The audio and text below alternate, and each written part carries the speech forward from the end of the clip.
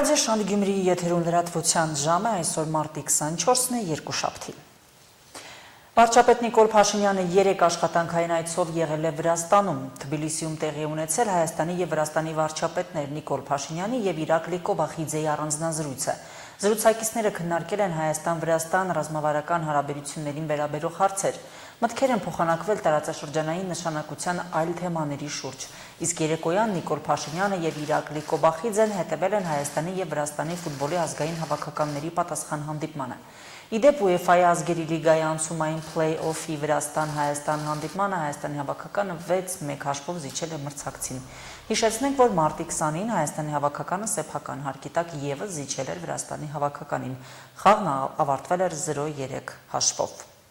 Իրանի արտաքին գործերի նախարար Աբբաս Արաղչին այսօր պաշտոնական այցով կժամանի Հայաստան։ Հանդիպման ընթացքում նախատեսվում է Հայաստանի ղեկավարության հետ քննարկել երկկողմ հարաբերությունները եւ հարավ-կովկասյան տարածաշրջանի վերջին իրադարձությունները։ Հաղորդում է Իրանի արտաքին գործերի նախարարության պաշտոնական ներկայացուցիչը։ Հայկական կողմի նախաձեռնությամբ կայանալիք այս հանդիպման ժամանակ Արաղչին կհանդիպի Հայաստանի արտաքին գործերի նախարար Արարատ Միրզոյանի, ինչպես նաև վարչապետ Նիկոլ Փաշինյանի եւ իշխանությունների այլ ներկայացուցիչների հետ։ Կողմերը բացի երկկողմ հարաբերությունների վերաբերյալ հարցերից կքննարկեն նաև Հարավային Կովկասում վերջին իրադարձությունները։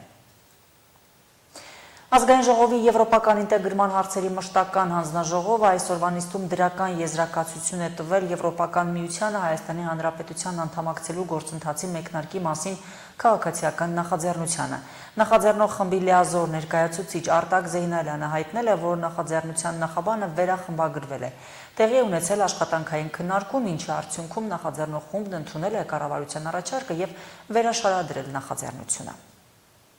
Հայաստանի Հանրապետությունը նպատակ ունենալով զարգացնել ժողովրդավարական ինստիտուտները, բարձրացնել հասարակության բարեկեցությունը, ամրապնդել երկրի անվտանգությունը, դիմակայունությունը եւ իրավունքի գերակայությունը, այնուհետև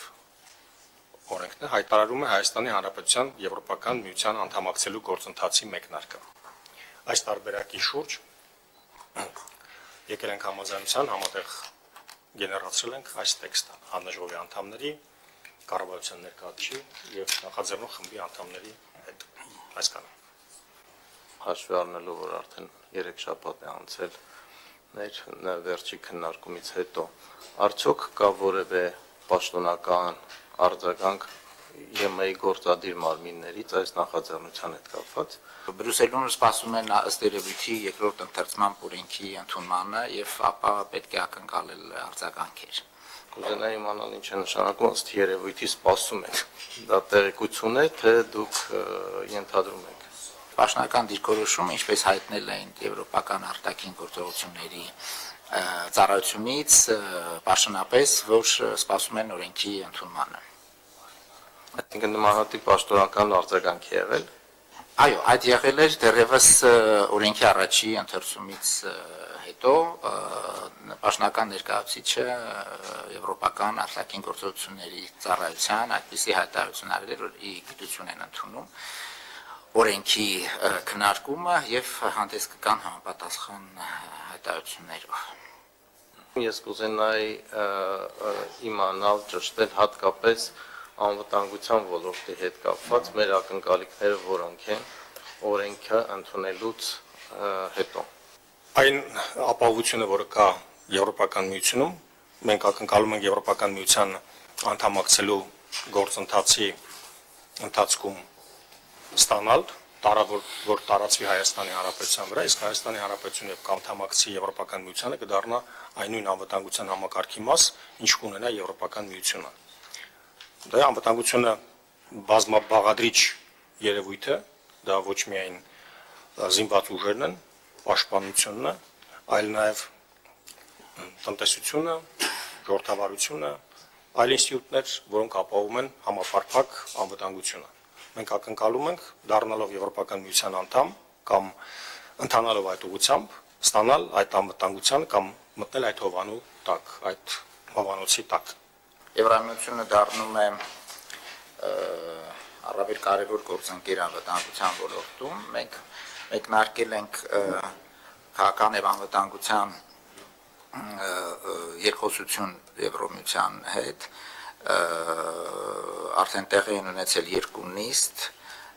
քննարկում ենք այլ ձևաչափեր այդ երկխոսության հովանու ներքո, որտեղ պաշտպանության եւ անվտանգության հարցերի շուրջ առավել ակտիվ պետք է աշխատանքներ սկսվեն։ Դրանով է պայմանավորված, որ այժմ քննարկվելիք գործընկերության նոր օրակարգում անվտանգություն առաջի անգամ այդ ոլորտը չկար ՍԵՊԱ-ում, հատկացված է մեծ մաս առանձին գլուխ այդ վերաբերյալ։ Իհարկե դրա հետ է կապվում նաև Եվրամիության ընդհանուր եւ անվտանգային պաշտպանական քաղաքականության ներքո գործող առաքելությունների գործողությունները եւ այժմ պատրաստ է ստորագրության պայմանագիր, որը կստորագրվի առաջիկայում։ Միաժամանակ իհարկե Եվրամիության դիտորդները նույնպես ներդրում անվտանգության ոլորտում պետք է նույնպես դիտարկվի որպես կարևորագույն գործոն։ Վստահ եմ տեղյակ եք նաև, որ Եվրամիությունում լուրջ քննարկումներ են այժմ ընթանում, առավել ևս ամրապնդել այդ ոլորտը եւ նոր հեռանկարներ կբացի Եվրամիության հետ հենց այս ոլորտում համագործակցության համար։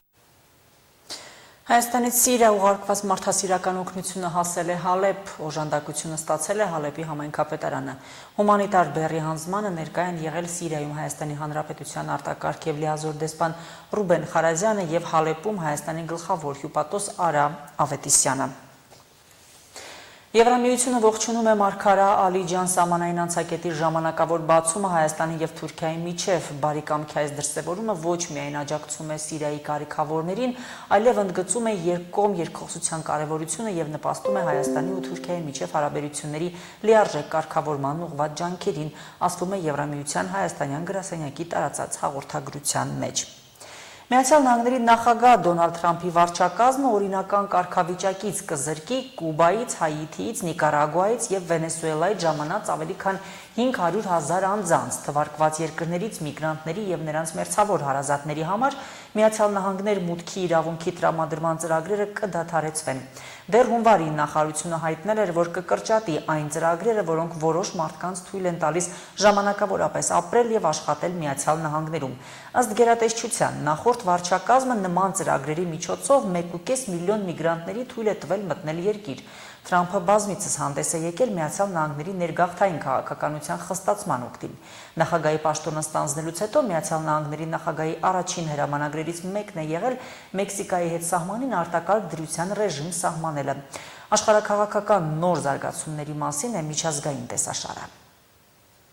Սաուդյան Արաբիայում երեկ բանակցել են ուկրաինական եւ ամերիկյան պատվիրակությունները։ Ուկրաինայի պաշտպանության նախարար Ռուստեմ Ումերովը հայտնել է, որ քննարկվել են մի շարք բարդ տեխնիկական հարցեր։ Պատվիրակության կազմում ընդգրկված են եղել էներգետիկ փորձագետներ, ինչպես նաև Ուկրաինայի զինված ուժերի, ռազմաօդային եւ օդային ուժերի ռազմական ներկայացուցիչներ։ Ուկրաինայի եւ ԱՄՆ-ի պատվիրակությունները քննարկել են էներգետիկ օբյեկտների եւ կարևոր ենթակառուցվածքների պաշտպանության ուղղված առաջարկները։ Սաուդյան Արաբիայում կայացած հանդիպումը, որը նախորդում է այսօր նախատեսված ԱՄՆ եւ Ռուսաստան պատվիրակությունների միջև բանակցություններին, տեղի ունեցել այն ժամանակ, երբ ԱՄՆ հատուկ բանագնաց Սթիվ Ուիտքոֆը լավատեսություն հայտնեց ռուս-ուկրաինական հակամարտությունը դադարեցնելու հնարավորությունների վերաբերյալ։ Երեկ նա հարցազրույց է տվել Fox News-ին։ Ես զգում եմ, որ Ռուսաստանի նախագահ Վլադիմիր Պուտինը խաղաղություն է ցանկանում։ Կարծում եմ, որ երկուշաբթի օրը Սաուդյան Արաբիայում դուք կտեսնեք որոշակի իրական առաջընթաց, հատկապես այն կազդի երկու երկրների միջև Սև ծովում հրադադարի վրա, եւ դրան բնականաբար կհետևի ամբողջական զինադադարը։ Իդեպ Կիրակի գիշերը ռուսական կողմը անօդաչու թռչող սարքերով լայնածավալ հարված է հասցրել Կիևին, որի հետևանքով զոհվել է առնվազն 3 մարդ, այդ թվում 5-ամյա երեխա։ Հրդեհներ են առաջացել բարձրահարկ շենքում։ ԱՄՆ վարչակազմը հուսով է, որ Ուկրաինայում հրադադար կարող է ձեռք բերվել շաբաթների ընթացքում, նույնիսկ երբ Մոսկվան ավելի ինտենսիվ է հարձակվում ուկրաինական քաղաքների վրա եւ ազդանշան է տալիս, որ չի շտապում համաձայնագիր կնքել, գրում է Bloomberg-ը։ Սպիտակ տունը մտադիր է հրադադարի համաձայնություն ձեռք բերել մինչև ապրիլի 20-ը։ Գործակալությունը սակայն չի բացառում նաեւ, որ վերջնաժամկետը կարող է փոխվել, հաշվի առնելով կողմերի դիրքորոշումների տարբերությունները։ Գործակալության որոշ աղբյուրներ կարծիք են հայտնել, որ Կրեմլը չի համաձայնի Դոնալդ Թրամփի եւ Վլադիմիր Պուտինի հանդիպմանը, քանի դեռ խաղաղ համաձայնագիր ձեռք չի բերվել, իսկ ապրիլի կեսերին դա քիչ հավանական է, կարծում են նրանք։ Սպիտակ տան ազգային անվտանգության հարցերով խորհրդական Մայք Վոլցը CBS-ին տված հարցազրույցում ասել է, որ Կիևի եւ Մոսկվայի միջև վստահության ամրապնդման շրջանակներում ԱՄՆ-ը ռուսական կողմի հետ քննարկում է ուկրաինացի երեխաների ապագան, որոնց բռնի կերպով տեղափոխել են ռուսական տարածք։ Նախագահ Թրամփը խոսել է երկու առաջնորդների հետ գերիների փոխանակման մասին։ Եվ ռուսները եւ ուկրաինացիները փոխանակեցին գերիներին, որոնցից գրեթե 200-ը Թրամփի զանգից անմիջապես հետո։ Նա նաեւ խոսել է այդ երեխաների ապագայի մասին, այսպիսով դրանք իհարկե առաջին հերթին վստահության ամրապնդման միջոցառումներ են։ Թուրքիայում շարունակվում են Ստամբուլի քաղաքապետի ձերբակալության հետ կապված ցույցերն ու բախումները, որոնք քաոս են առաջացրել երկրի տարբեր քաղաքներում։ Ըստ որոշ աղբյուրների, իշխանությունները սպառնացել են ԶԼՄ-ներին զրկել արտոնագրից, եթե նրանք լուսաբանեն Էրդողանի դեմ բողոքի ակցիաները։ Երեկ Թուրքիայի դատարանը որոշում է կայացրել կալանավորել Ստամբուլի քաղաքապետ Էքրեմ Իմամօղլուին, ով կասկածվում է կոռուպցիայի մեջ։ Ինչպես նշել են Թուրքիայի ներքին գործերի նախարարությունից, սպասվում է, որ Ստամբուլի քաղաքապետարանը առաջիկա օրերին քաղաքապետի պաշտոնակատար կընտրի։ 5 օր առաջ ընդդիմադիր քաղաքապետը ձերբակալվել էր 560 միլիարդ թուրքական լիրայի կոռուպցիայի եւ խարդախության գործի շրջանակում։ Նրան մեղադրանք է առաջադրվել նաև ահաբեկիչների հետ համագործակցելու հարցով։ Մարտի 23-ի գիշերը ոստիկանությունը ցույցերի ժամանակ բերման է ենթարկել 323 մարդու։ Գազայի հատվածում շարունակվում են Իսրայելի ռմբակոծությունները, որի հետևանքով զոհվել է առնվազն 16 պաղեստինցի։ Իսրայելի զինվորականների թիրախներից մեկը եղել է Գազայի հատվածի ամենամեծ հիվանդանոցը, ինչի հետևանքով 2 մարդ զոհվել է, կան վիրավորներ։ Նասեր բժշկական համալիրի ռմբակոծության պատճառով սպանվել է Համասի առաջնորդներից Իսմայիլ Բարհումին, այս մասին հայտնում է Ալ Ջազիրան։ Ամերիկայի Միացյալ Նահանգները օդային հարվածներ է հասցրել Եմենի երկու շրջանների, այդ թվում մայրաքաղաք Սանայի խիտ բնակեցված թաղամասերից մեկին, ինչի հետևանքով զոհվել է առնվազն 1 մարդ, վիրավորվել 15-ը։ Հութիները հերքել են ԱՄՆ-ի պնդումները, որ նրանք թիրախավորում են Եմենի ռազմական օբյեկտները, դրանք որակելով որպես լիակատար սուտ եւ զրպարտություն։ Հայտարարությունը հնչել է այն բանից հետո, երբ ԱՄՆ-ը հարձակվել է մայրաքաղաք Սանայի վրա։ Հութիները նաև հայտարարել են, որ Միացյալ Նահանգների հարձակումները չեն խանգարի Եմենին աջակցել պաղեստինցիներին եւ որ երկիրը անհրաժեշտության դեպքում կաջակցի նաև Լիբանանին եւ Հեզբոլլահին։ Կանադայի վարչապետ Մարկ Քարնին հայտարարել է երկրում արտահերթ ընտրությունների անցկացման մասին։ Դրանք տեղի կունենան ապրիլի 28-ին։ Քարնին, ով ստանձնեց Կանադայի կառավարությունը, ընդամենը 1 շաբաթ առաջ ասել է, որ իրեն անհրաժեշտ է ուժեղ մանդատ իր կանադացի ընտրողներից։ Շատ ավելին պետք է արվի Կանադան անվտանգ պահելու համար, հավելել է վարչապետը, նկատի ունենալով ԱՄՆ նախագահ Դոնալդ Թրամփի կողմից հնչեցրած սպառնալիքները։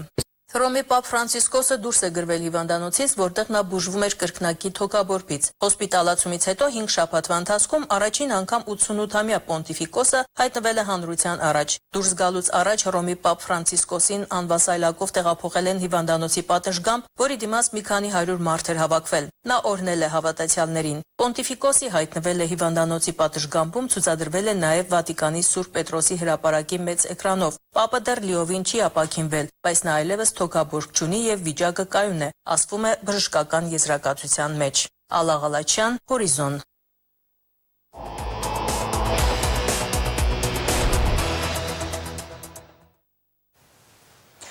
Մեկ շաբաթ մնաց Գյումրիի նախընտրական թեժ օրերին։ Կուլմինացիան մարտի 30-ին է, երբ թվերն ու տոկոսները ցույց կտան ճիշտ ու սխալից, մերոնցից ու ձերոնցից ում նախապատվություն տվեց գյումրեցին։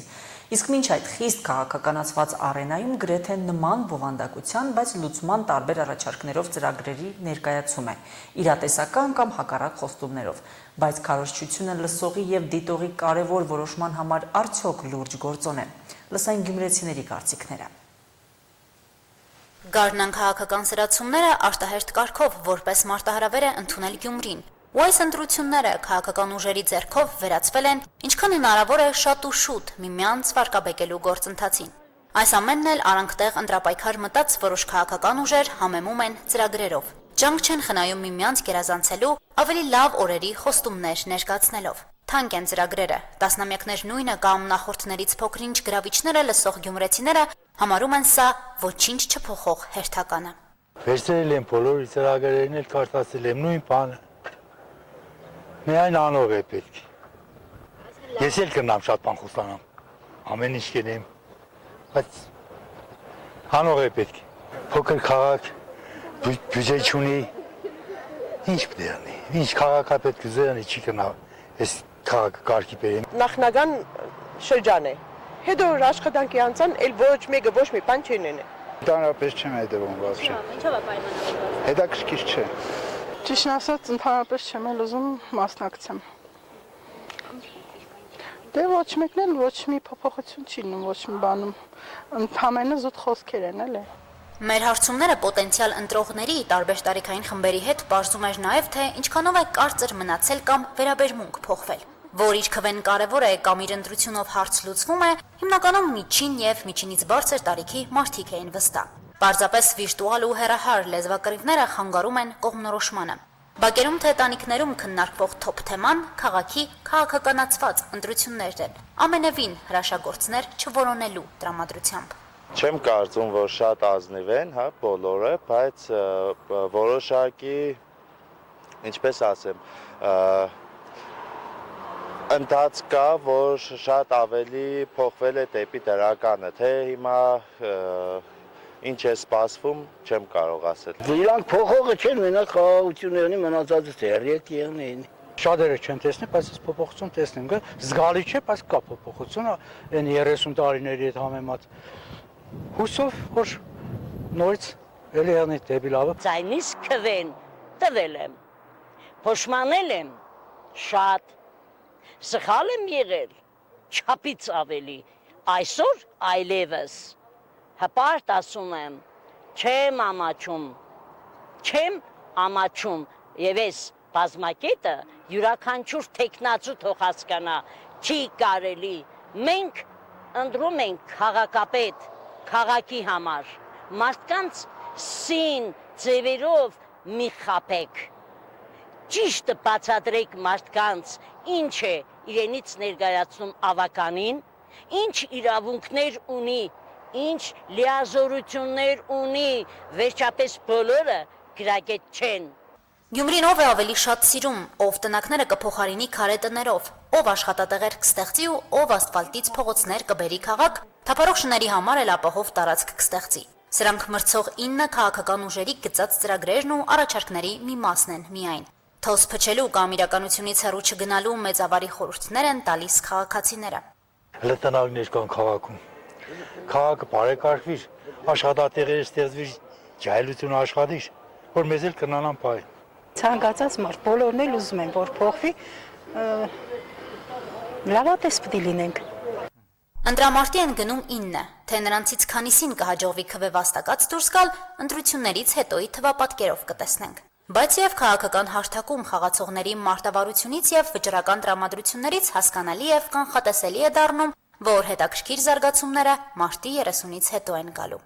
Շանթ հեռուստաընկերություն, Հորիզոն։ Այժմ լրահոսը եւս սպառված է, նորությունների սպասեք մեր հաջորդ թողարկումներում։